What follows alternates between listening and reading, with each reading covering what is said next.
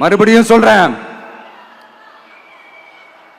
நமக்கும் மக்களுக்கும் இடையே இருக்கிற இந்த பூர்வ ஜென்ம பந்தத்தை, அந்த உறவை ஏதோ இந்த சதிகள் சூழ்ச்சிகள் பண்ணி யாராலையும் எதுவும் கெடுக்கவே முடியாது. கெடுக்க ட்ரை பண்ணீங்க நம்ம ஆட்சிக்கெல்லாம் வரதுக்கு முன்னாடி. என்ன சதிகள், என்ன சூழ்ச்சிகள், என்னென்னலாம் பண்ணி எப்படி எப்படியெல்லாம் தடுத்துடலான்னு. ஆனா இப்ப ஆட்சிக்கு வந்த இந்த சாமானிய மக்கள் ஆட்சிய நீங்க இந்த எதிர்கட்சியா இருக்கும் போது ஒண்ணு யூஸ் பண்ணுவீங்கல்ல, இந்த பழைய டெக்னிக், அதெல்லாம் யூஸ் பண்ணி நம்மளையும் மக்களையும் பிரிச்சலாம்னு நினைச்சீங்கன்னா அது ஒரு காலம் நடக்காது. மக்கள்லாம் ரொம்ப தெளிவாயிட்டாங்க சார், ரொம்ப தெளிவாயிட்டாங்க. அதனால ஒரு ஆக்கப்பூர்வமான ஒரு எதிர்கட்சியா செயல்பட்டு மக்கள் மனசை வெல்ல பாருங்க. இந்த கடைசி லாஸ்ட் 1 மந்தா நடந்த ஒரு சில விஷயங்கள் உங்ககிட்ட நான் ஷேர் பண்ணணும்னு ஆசைப்படுறேன். இந்த 200 யூனிட்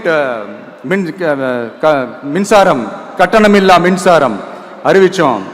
அதுல ஆல்ரெடி இருந்த 100 யூனிட் திமுக கொடுத்தது கிடையாது.